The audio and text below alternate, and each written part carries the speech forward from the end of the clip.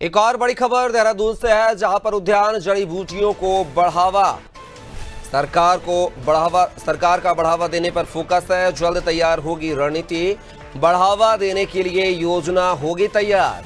बढ़ावा देने से रोजगार के नए साधन होंगे सृजित। तो यह खबर देहरादून से है, जहां पर उद्यान जड़ी बूटियों को बढ़ावा देने के लिए सरकार इस पर फोकस कर रही है। और इसी खबर पर ज्यादा जानकारी के साथ उत्तराखंड के ब्यूरो हेड सोनू सिंह लगातार फोन लाइन पर बने हुए हमारे साथ। सोनू, बात की जाए, उत्तराखंड सरकार लगातार जो है उद्यान जड़ी बूटियों को बढ़ावा देने के लिए, हमने कई बार सुना है कि हिमालयन से जोड़ने की कवायद भी की गई उन्होंने स्थानीय प्रोडक्ट को। तो ऐसे में कैसा देखा जाए इस रणनीति को जो तैयार करने के निर्देश दिए गए हैं?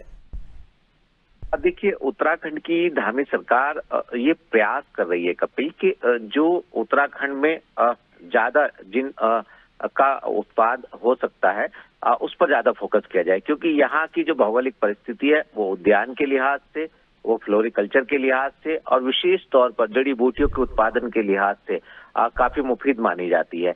यहाँ का जो मौसम है, यहाँ की जो आबो हवा है, उस लिहाज से उसी स्वरूप की, उसी तरह की योजना तैयार की जाए जिससे यहाँ के स्थानीय युवाओं को, लोगों को, खास तौर से कृषकों को उनकी आमदनी भी बढ़ सके और युवाओं को रोजगार मिल सके और इसकी जो ब्रांडिंग है वो भी की जा सके, क्योंकि बेशकीमती जो वन संपदा है और तमाम जड़ी बूटियां हैं वो जितने हिमालयी क्षेत्र है उसमें होने की संभावना है। लिहाजा उद्यान को लेकर के, जड़ी बूटियों को लेकर के अब एक नए सिरे से योजना बनाने पर विचार हो रहा है ताकि इस क्षेत्र को और बेहतर किया जा सके, इसकी ब्रांडिंग की जा सके। क्योंकि आपको मालूम ही होगा, जब उत्तराखंड में इन्वेस्टर समिट का आयोजन हो रहा था तो उस वक्त जब मुख्य अतिथि के तौर पर प्रधानमंत्री यहाँ पहुंचे थे, उन्होंने हाउस ऑफ हिमालयाज एक अम्ब्रेला एक व्यवस्था जो है उसका शुभारंभ किया था। और उसी के तहत